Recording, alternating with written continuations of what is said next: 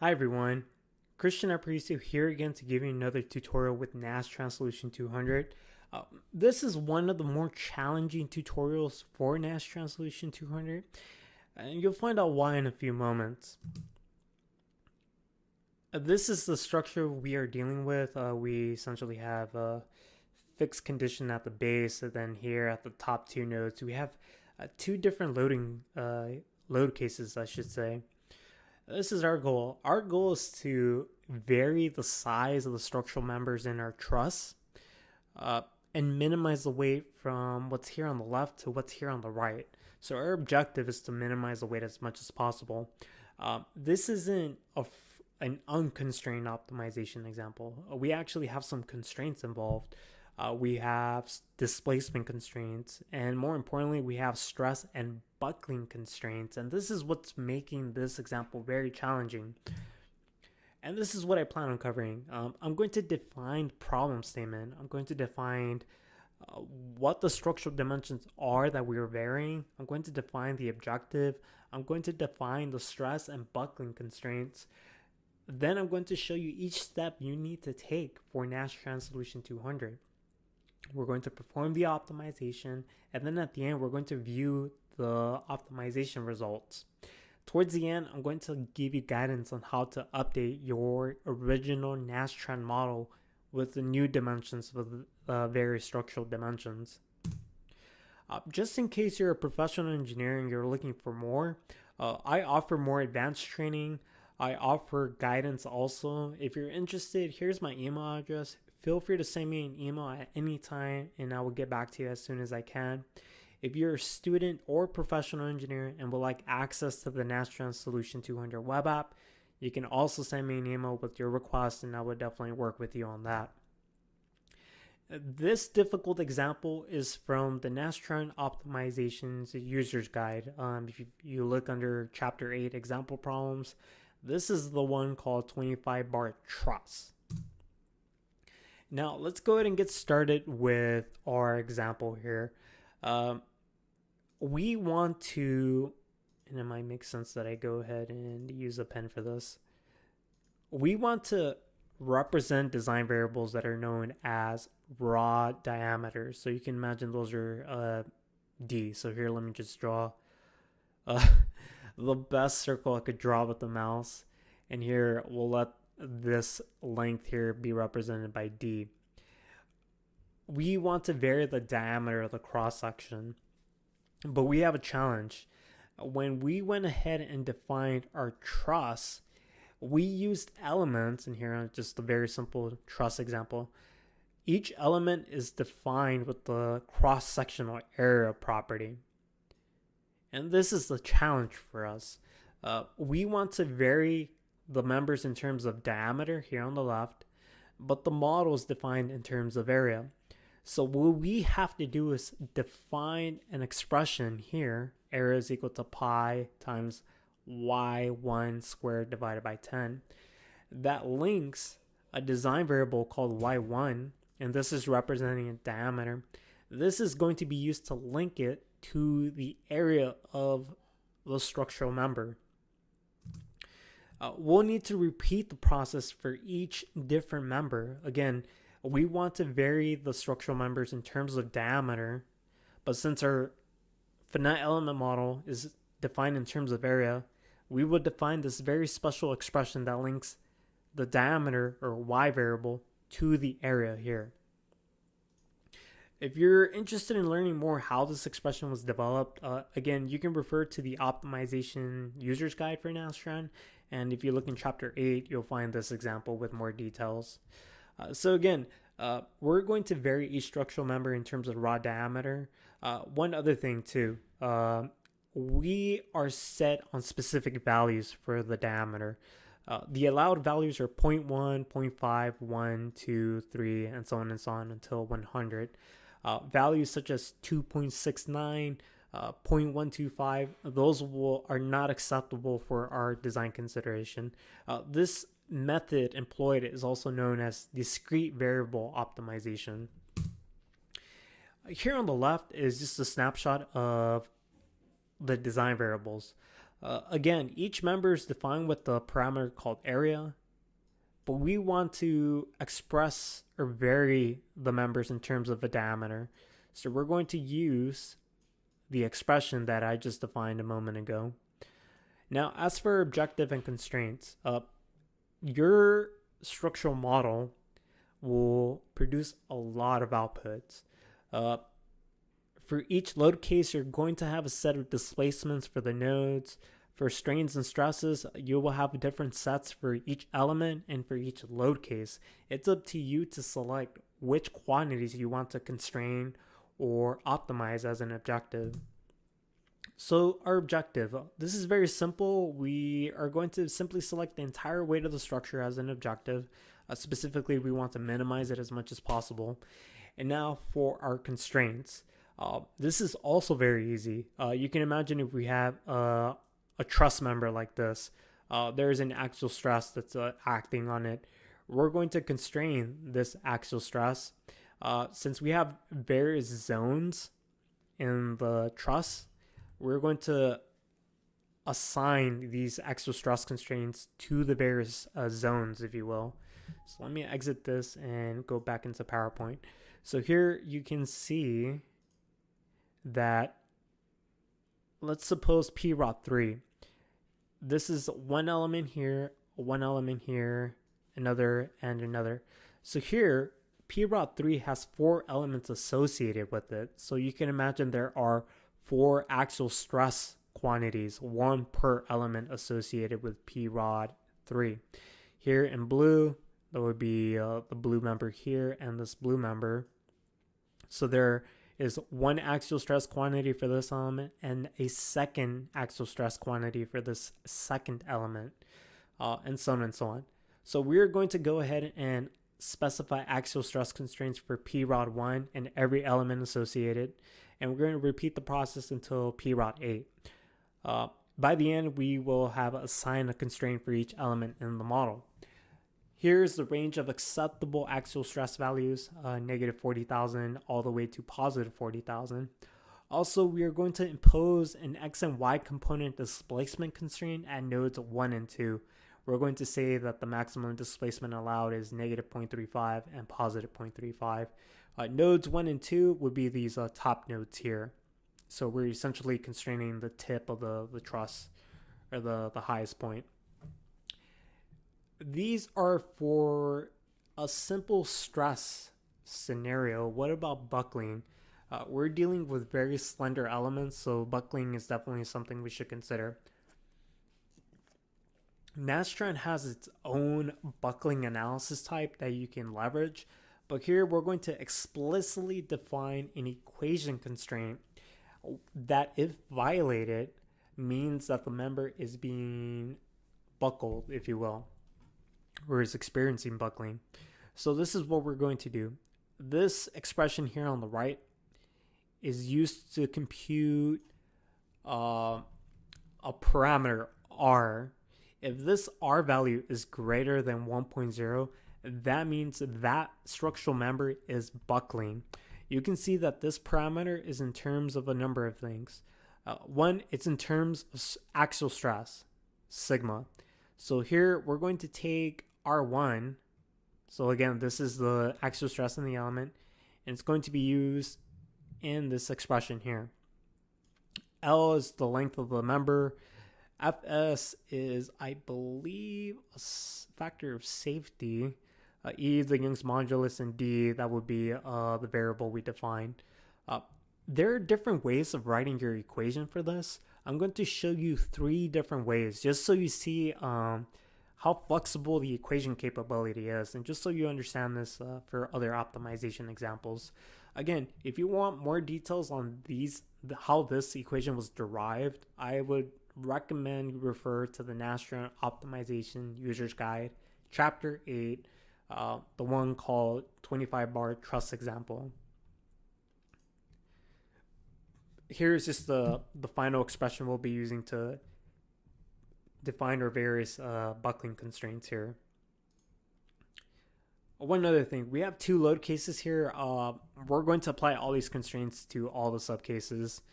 And here it's just a snapshot of our optimization problem statement. Make sure you have this written down. If you're performing an optimization on your own, you should have things like this. What is my design variable? X1, Y1. Do I have a relation? Which specific property from the model am I taking? Am I taking the area? Am I taking the thickness of P shell 1, P rod 1, P rod 8? Here on the design constraints, make sure you know your property types. Make sure you know which specific stress you want. If you're dealing with beam members, you're going to have torsional stresses, shear stresses, bending stresses, and so on and so on. So it's important you know which specific type of stress you need. So again, make sure you have your optimization problem statement defined before you get started. Now let's go ahead and start with the procedure for Nastran. The first thing you want to do is start off with the BDF file.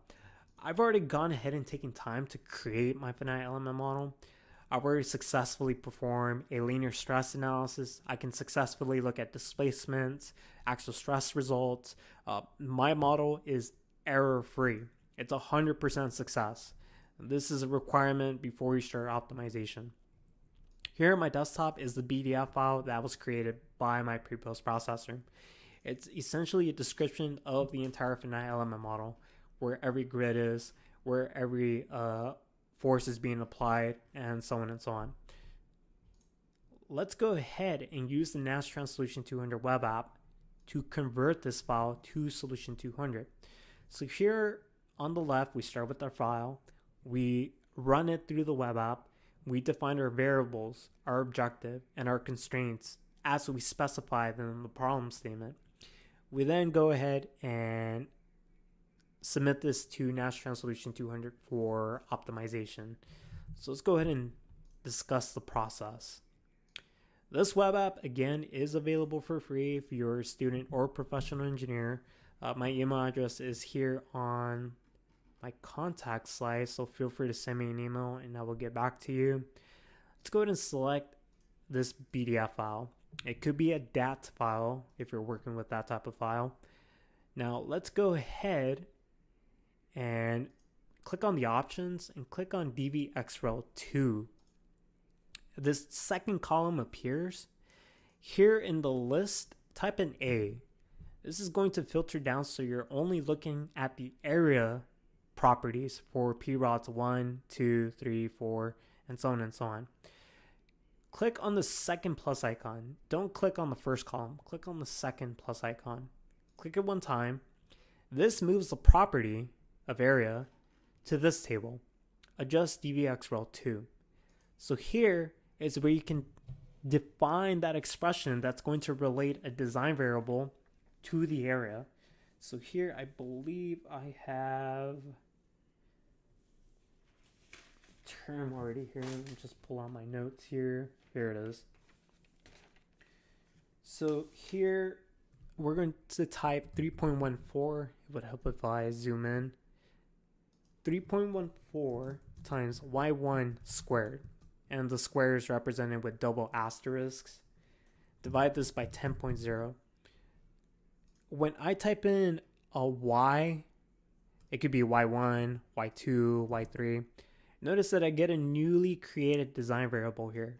And again, it has to be y's. If you type in x, that won't work. Or any other letter. So here, watch as I change this to 55. y55. My label here is created, and it's created as y55. So here, let's go ahead and change this to y1. And so here I can configure my constraint. I want to say that the lower bound will be 0.01 and the upper bound will be 100. The initial value will be 2.52.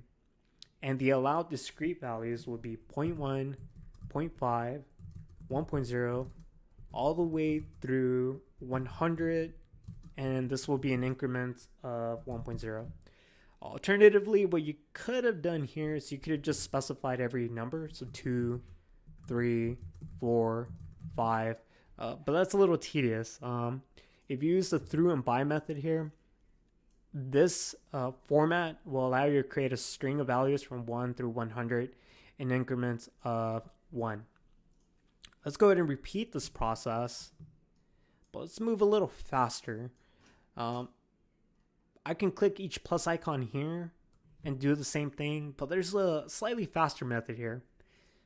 Here in the box above, paste the equation and click on create. This will go ahead and set every visible property here as a dvxrel entry. So here at the bottom, all my entries have been created using the same equation, but remember, y1 represents the diameter of that property, so each row should have its own diameter. y3, y4, 5, 6, 7, and 8 here. And I have my newly created design variables that you see here. Remember, these are diameters. So let's go ahead and copy all of these bounds here. And one thing to keep in mind when I do this, on the right are all the entries that represent the design variables I'm creating. And one cool thing as you use the web app, and here if you notice the far right hand column, they update as I manipulate the web app. So usually you would probably have to do this by hand, but here the web app is letting me do this automatically. Now let me go here and just inspect the expressions just to make sure I've defined everything properly. One other thing too, if you're dealing with any properties that should always be positive, make sure you have a lower bound defined that's very close to 0. Here you can see I've defined a lower bound, or the web app has done this for me. It's defined a lower bound of 0.001. When the optimizer tries to minimize the weight, it may attempt to give you a negative area. To avoid such situations, you can just specify this lower bound and that should prevent the problem. So here, let me go ahead and make sure everything's properly set up. 0.01252. Okay, perfect. Let's go ahead and move on to the objective. Let's go ahead and set the weight as the objective. And now let's move on to the constraints. Let's go ahead and pick the stress as one constraint. So here we want to apply this to P-Rod 1. And again, you might have various quantities for stress, but the one we're focused on is axial stress. The lower bound will be 40,000 and the upper bound will be positive 40,000. Just in case you ever wonder what this constraint means, you can refer to the subcases section and you'll get a description column that gives you a summary of the defined constraint. Here it says R1 represents the stress constraint, specifically axial stress, for any element associated with P-Rod 1. If we look back at the PowerPoint and look at the color plot, we see that P-Rod 1 is this one member here at the top, almost in red. So here, since there's only one element associated, there's one axial stress constraint here defined. Now let's move on and define a second stress constraint. So let me zoom out here and click on the plus icon for stress. And then I'll repeat the process here. Second, this is for P-Rod 2, and we'll copy over the same bounds. So here you can again refer to the description. You see that it says we've constrained the stress of every element associated to P-Rod 2. So here P-Rod 2, that would be these 1, 2, 3, and 4 diagonal green members, if you will. So here R2 represents 4 element axial stress values. So even though it looks like it's one constraint value or one stress value, by saying P-Rod 2, it's constraining each element's individual axial stress value. P-Rod 2 has 4 elements associated, so there are 4 stress quantities associated with R2. Let's repeat the process for R3, 4, 5, 6, 7, and 8.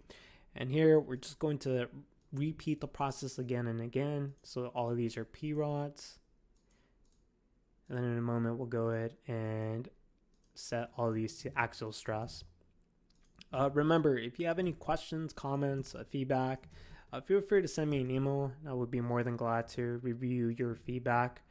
If it's a question, I would definitely get back to you as soon as I can. So here, let me make sure I'm doing this properly. 7 and 8, and then we'll go ahead and use the same lower and upper bounds for everything.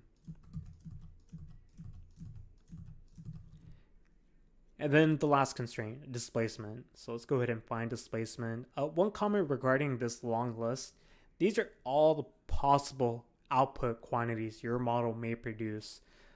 Here, just select a quantity, specify which quantity, what specific quantities of that type do you want. Here, I want to constrain both the x and the y components. Alternatively, you can select this type and it's going to constrain both of them for grids 1 and 2. And this will be for, let me look at my notes here. We want this for negative 0.35 and positive 0.35. So let's count how many values have we constrained with R9. We're constraining 2 components for 2 nodes. 2 times 2 is 4. We have constrained 4 quantities with a single row. That's very important to keep in mind. Now, let's move on to defining our buckling constraints. So here, let's go ahead and click on this one time. Let's go ahead and specify our upper bound.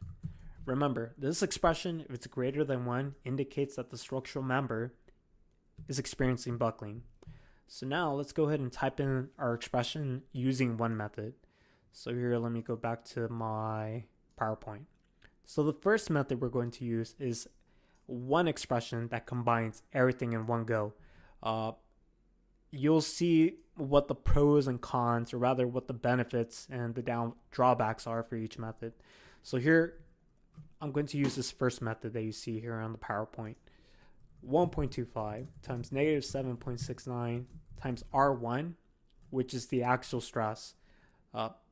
Here, the axial stress for the first row is associated with one element. That's keep that in mind for later. So R1 has one element or one quantity associated with it. The length of the member is 75.0 squared divided by 3.14 squared times, I forgot parentheses by the way, 3.14 squared times 1.0 E7 times Y1 close. So that's the Young's modulus followed by the diameter. So here, 1.25, negative 7.69. The axial stress for that one element, 75 squared, 3.14, 1.0, E7, and Y1 squared. And the upper bound is 1.0. So that could be a lot for a long expression. There's an alternative method. You can break up your expression into multiple expressions. So here I have another method of typing in your equation. Here's expression 1. And note that this will be contained in a value called g. G is then used in the final expression. So here we're going to define another value called g2, which is equal to 3.14 times 1.e7 times y2 squared. Since we have g defined, g2 defined, we can use that in the final expression. So 1.25 times g divided by g2.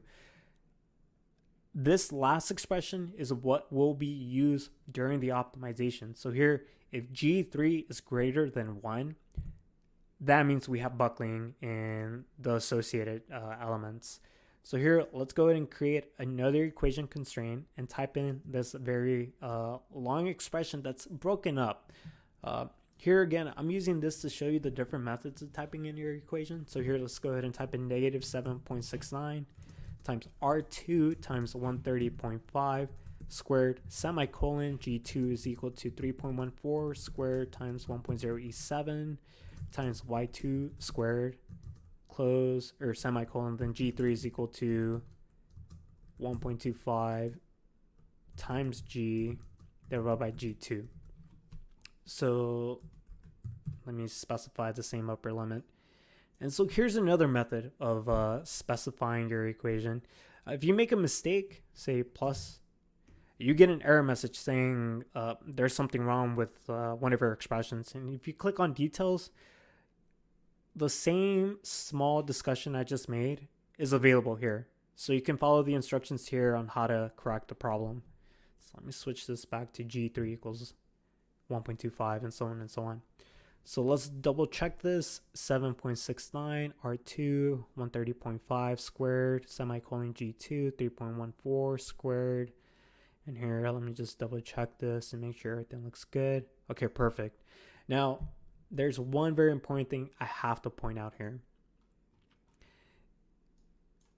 Remember R1, which is corresponding to the stress of any element associated with P rod 1. That P rod 1 is only associated to one element, so there's one quantity there. What about P rod 2 that has 4 elements associated with it, and R2 has 4 element axial stress results associated with it? What happens then? What happens here? This you can imagine is a vector. So what happens here? Nastran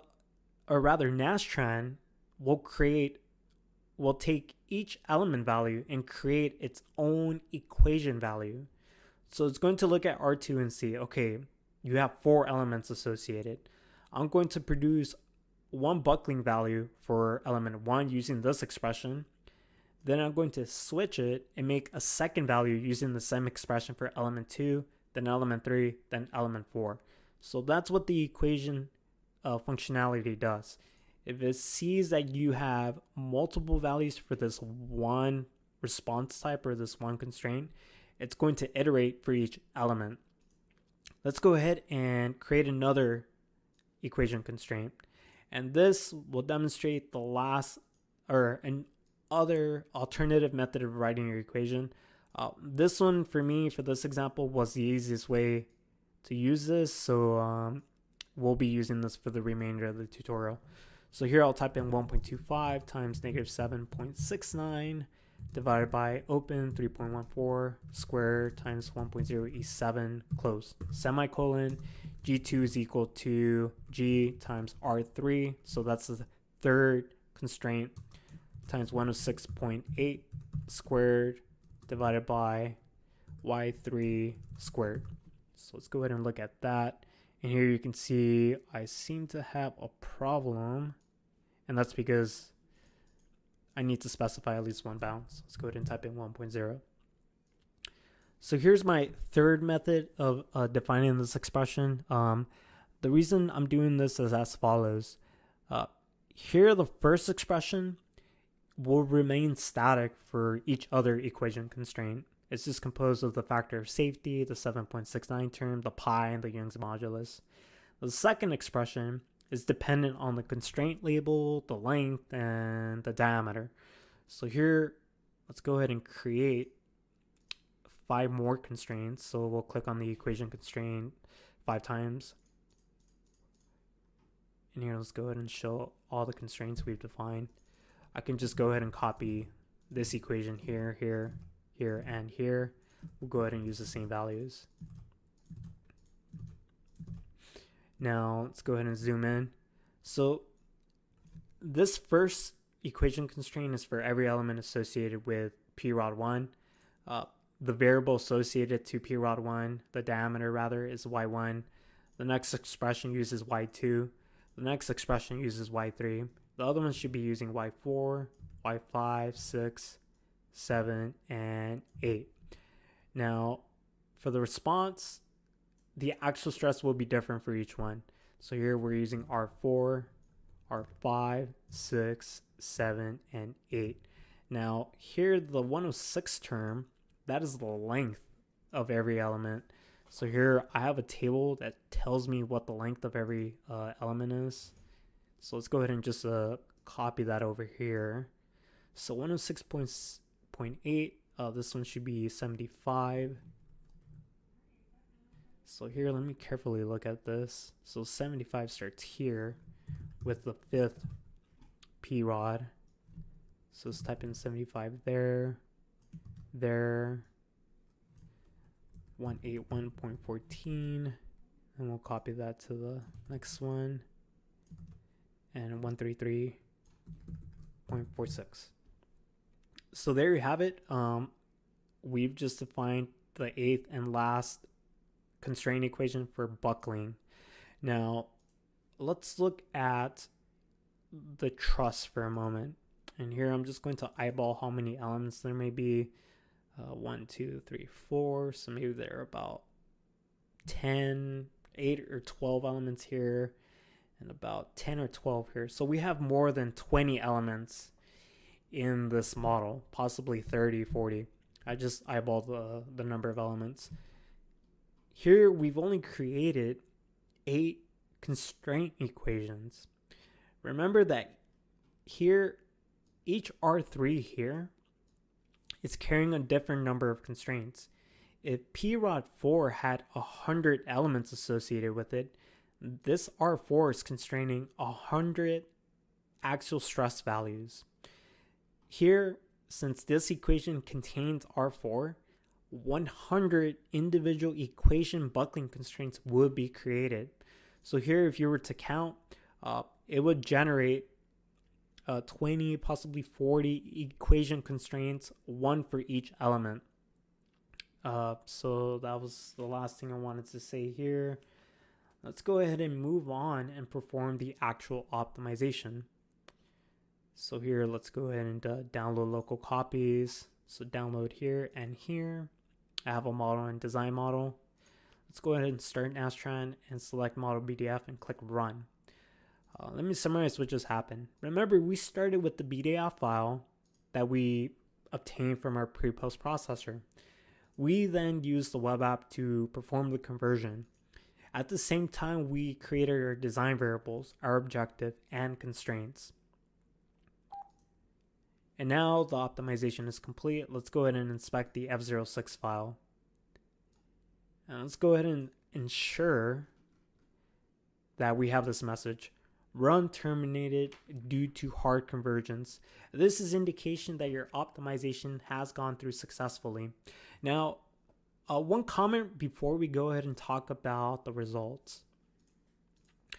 Remember how we expressed the area properties in terms of these variables y1? At the very top of the F06 file, and then if you scroll down a little, you'll find this section called, here, let me just scroll down until I find the section. Here, comparison between input property values from analysis and design model. So here, the original area of PROD 1 as an example was 2. Here, I've entered a value of 2.52. If you take this initial value of the design variable and plug it into this equation, you will get a value of 1.99. And here you get a flag telling you if there's a discrepancy. If here instead I typed in a value of 100 or 1000, and here maybe 100 was the better one, this will cause a big discrepancy between what the actual value is and what the value I specified in the design model. Here you will probably get a, I forgot the name of the flag. I think it might be fatal. Here, fatal, yeah. If you have something here called fatal, that means something really wrong has been done. You may have made, or maybe there's an accidental 0 in here somewhere. So if you're dealing with the production example, so maybe you're dealing with an aircraft component or an automobile era substructure rather, look at this section. Make sure that you at least or at the most you have a warning message. If you have something here that's giving you a big difference, there's definitely something wrong. What else? Here, let me go ahead and scroll down a little. There's this other section called initial analysis. And if you scroll down a little, let me see if I can find the value. Responses in design model, stress responses. And what I'm looking for is this section, retain derefs to responses. This section is devoted to your equation constraints. So here you can look at, okay, let's see if I can find R1, if it's even in here. No, it's not. So here let's look at R2. So remember, R2 has 4 elements associated with it. So you see one buckling equation constraint, a second, third, and fourth. This is giving you the buckling equation value. You can use this to confirm if you've properly typed out the equation. If you do the hand calculation and you find out that, oh no, this value is totally wrong, you can double check your equation. So that's something to keep in mind. So now that I know that this optimization has gone through successfully, let's look at some plots to see what the weight change and the change in the variables is. In the same directory where your optimization occurred, there's a CSV file. You can upload that to the plot web app. And here's what's happened. My initial mass or weight is 659, and it's gone all the way to 1008 units of weight. Here's the change of diameters, Y1, for each property type. You can see they all started out at the initial value of 2.52, and this is the initial value I specified here. And here at the very end, you notice one thing. Here I have 3.28, 2.98. These are not specific values I specified. In the last design cycle, it performs that step. So here I land on values of 4, 3, 2, and 0.5. Let's look at this. And now let's actually go ahead and import the results to Patran here. And let me make a comment about validating your final structural results. Always do this check, because there may have maybe something was clicked inadvertently during your setup process, so then your stress constraint was improperly defined. This could cascade down to your results. If this truss is, I don't know, maybe 50 feet tall, and the displacement at the top is 1,000 feet, that's a clear indication something went wrong during the optimization. So I recommend importing your results and quickly reviewing them. Here we have four sets of data, I should say. Here, the first, the first set of data is marked with D1.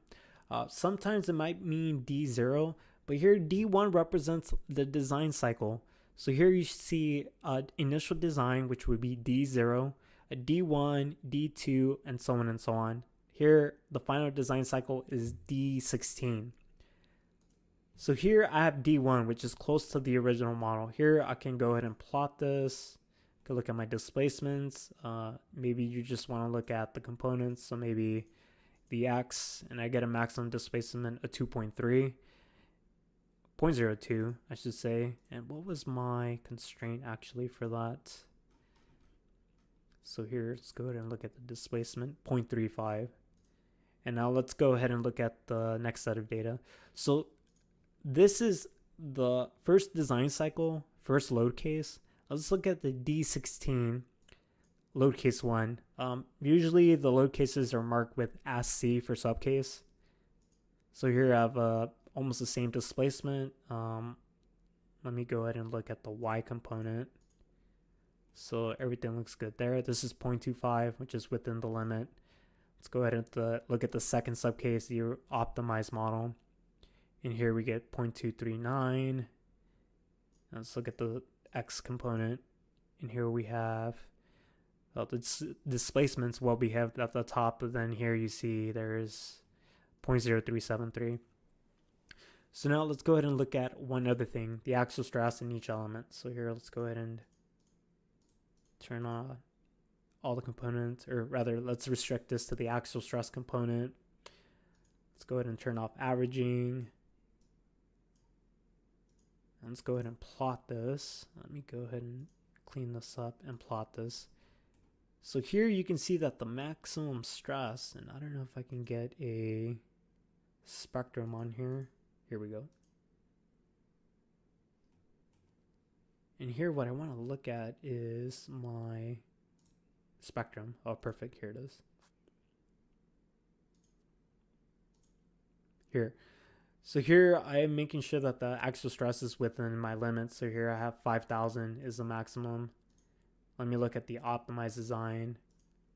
So here I have 3,000 units of stress, and here my next one is 5,000 units of stress. So the actual stress results are within the range of negative 40,000 and positive 40,000. Here, I do not believe, and keep in mind I haven't been using Patreon for long, I do not believe I have access to the buckling equation values. So this is what you can do to find those values. Let me go ahead and go here. If you go to the very bottom of your F06 file and you scroll up a little, you'll find this section called Final Analysis here. So here you have various tables. Here you have a table for the final objective value. So that would be 1.08 times 10 to the 3, the design variables, the properties, the normalized constraints. More importantly, you have the responses. So this is actually giving you what the final weight is, what the final displacement values are for subcase 1 and load case 2. What I'm looking for is the retained DRS2 responses. These are your buckling responses. And here you can see that these are the governing, or these are not governing, but these are the actual values for the equation that we define for buckling. And here you can see that none of these are even close to the upper bound of 1.0. So then my next question is, what actually is governing this design? So let me see if I can spot that here. Okay, here's an example. So internal response 3. Let's see if we can track this one down. So 5002. What I'm trying to find right now is the one constraint that's being severely violated. And here I think I've discovered which one it is. Here. So here is the one constraint that's limiting the design. It's a value of 0.9. So I think what may have happened is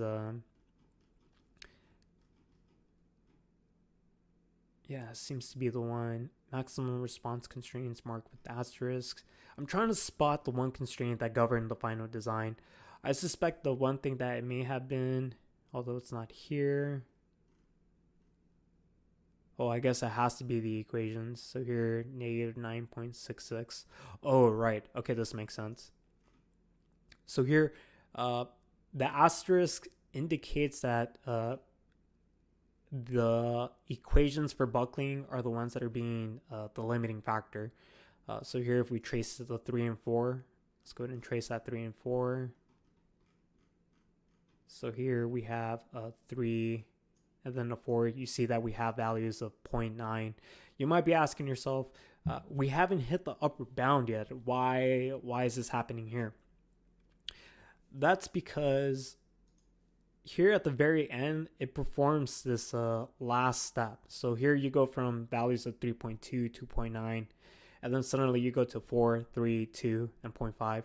The optimizer probably realized that if I try and make this a 5 or a 3 for Y7, that's going to cause the buckling constraint to be violated. So this is basically as far as it can go before it performs that last step of I shouldn't say rounding off, but when it tries and gets close to your final discrete value.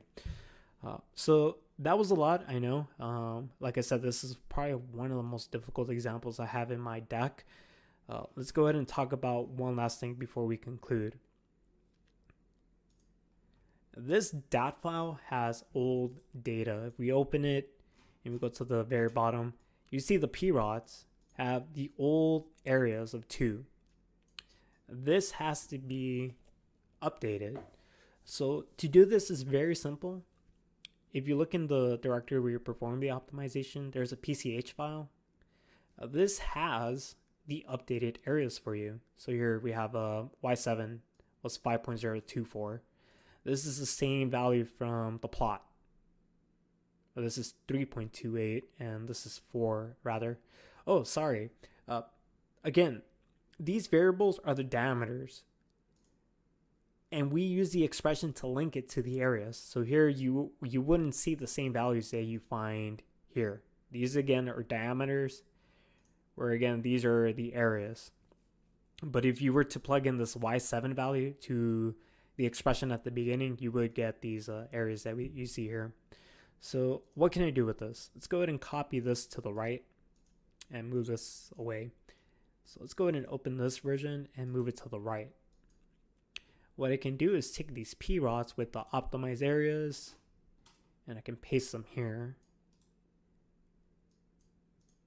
And here are the updated areas for the p-rods. So there you go. This version that's on my desktop now has been updated. It's been optimized. I can hand this off to another engineer or a classmate if you're a student. So that is the end of this tutorial. Again, if this is one of the more challenging ones, if you can get through this tutorial, you can get through any optimization problem you encounter. In the future, if you have any questions or comments and you are a professional engineer, I offer more advanced training. I also offer guidance. So here's my email address. Feel free to send me an email and I would definitely be there to support you. If you're a student or professional engineer and would like access to the Nastran Solution 200 web app, you can also contact me and I'll be more than glad to grant you access. That is essentially the end of this tutorial. If you have feedback, feel free to leave me an email or comment in the video section below. Thank you for watching.